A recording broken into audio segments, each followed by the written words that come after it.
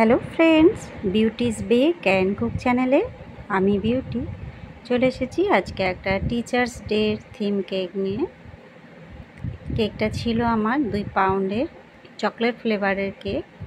আমি কেক স্পঞ্জটা প্রথমে 3টে লেয়ারে কেটে চকলেট ক্রিম দিয়ে ক্রাম কোট করে রেখেছিলাম, আর এইটা হচ্ছে আমি ফাইনালাইজিং করছি। আমার একটু লেটই হয়ে গেল অ্যাকচুয়ালি। কি করব, আমার কাছে একদমই টাইম ছিল না যে এই কেকগুলো আমি এডিট করব। টিচার্স ডের অনেকগুলো কেকই আমি বানিয়েছি, কিন্তু কোনোটাই আমার রেকর্ড করা হয়নি টাইমের অভাবে। জাস্ট এই একটাই কেক আমি রেকর্ড করেছি, আর সেটাই ছাড়তে আমার লেট হয়ে গেল। যাই হোক, কিছুটা আইডিয়া তো আপনাদের সঙ্গে শেয়ার করতে পারবো নিশ্চয়ই।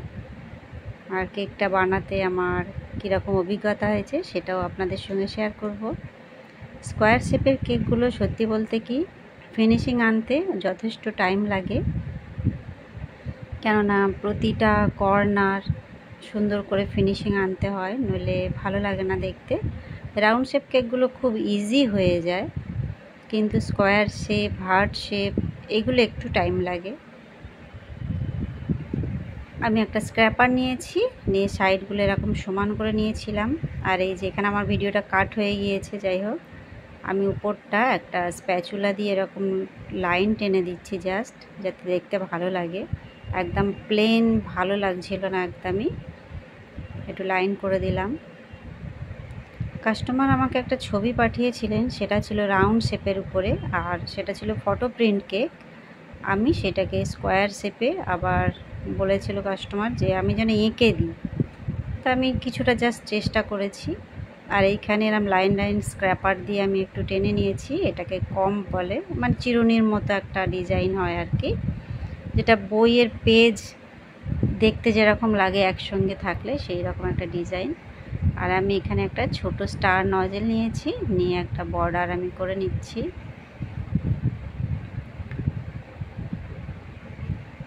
আমি একটু তাড়াতাড়ি দেখিয়ে দিলাম, কেননা সত্যি কথা টাইমের খুব অভাব। আমি আস্তে আস্তে বর্ডারটা কমপ্লিট করে নিলাম। এইবারে উপরেও সেম নজেল দিয়ে একবার সোজাভাবে একবার উল্টোভাবে এস যেরকম লিখি সেইভাবে করছি। এই ডিজাইনগুলো দেখতে ভীষণ ভালো লাগে। সব সময় ফুল করলে দেখতে ভালো লাগে না, বিশেষ করে এটা একটা থিমের উপরে, তাই ভাবলাম একটা বর্ডার দেব, অথচ সেটা একদম সিম্পল থাকবে কিন্তু দেখতে ভালো লাগবে।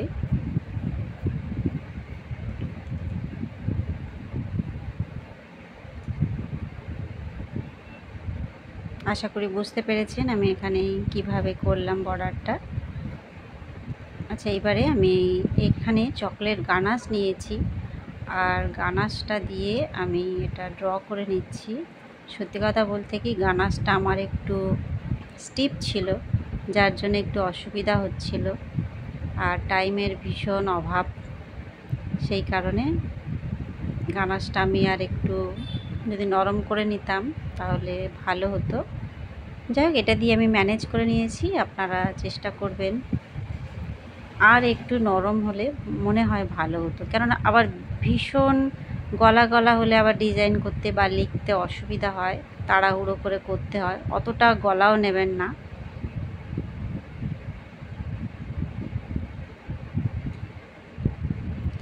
এইখানটায় আমাকে বারে বারে কি মানে মোবাইলটা দেখতে হচ্ছে, কাস্টমার যে ছবিটা পাঠিয়েছিল যে কীরকম স্টাইলে লেখা সেটাই আমি দেখছি বারে বারে, আর মোবাইলটা অফ হয়ে যাচ্ছিল। এই যে এইভাবে আমি এটা কমপ্লিট করছি। আর হ্যাপি আর ডেটা রেড কালার গানাশ দিয়ে লিখছি। রেড কালার বলতে হোয়াইট গানাশ, তার সঙ্গে রেড কালার মিক্সড করেছি। আর টিটা ঠিক এরকম স্টাইলে ছিল, একটা তুলি ছিল এর উপরে, আমার মতে এটা তুলি অ্যাকচুয়ালি মনে হচ্ছে। যাই হোক, আমার যেটা মনে হয়েছে সেটা আপনাদের সঙ্গে শেয়ার করলাম। আর দুটো বই এঁকে দিচ্ছি নিচের দিকে।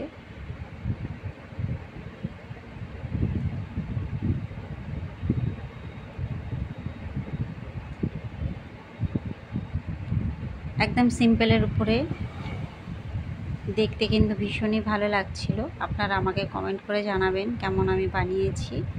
কেননা ফন্ডেন্ট দিয়ে বানাতে গেলে অনেক খরচা হয়ে যায়, আর বিশেষ করে স্টুডেন্টরা তারা সবাই মিলেই ডেটা সেলিব্রেট করে, সুতরাং খুব বেশি খরচা করা তাদের পক্ষে সম্ভব হয় না অনেক ক্ষেত্রে। এটা আমার মতে একদম বাজেটের মধ্যে ঠিক ছিল। এই যে আমার কেকের ফাইনাল লুক বন্ধুরা, কেমন লাগলো? ভালো লাগলে অবশ্যই একটা কমেন্ট করবেন, একটা লাইক করবেন, চ্যানেলটা সাবস্ক্রাইব করে রাখবেন। আমার চ্যানেলে বিভিন্ন ধরনের থিম কেক আছে, সেগুলো দেখতে পারেন। সবাই ভালো থাকবেন, বাই বাই।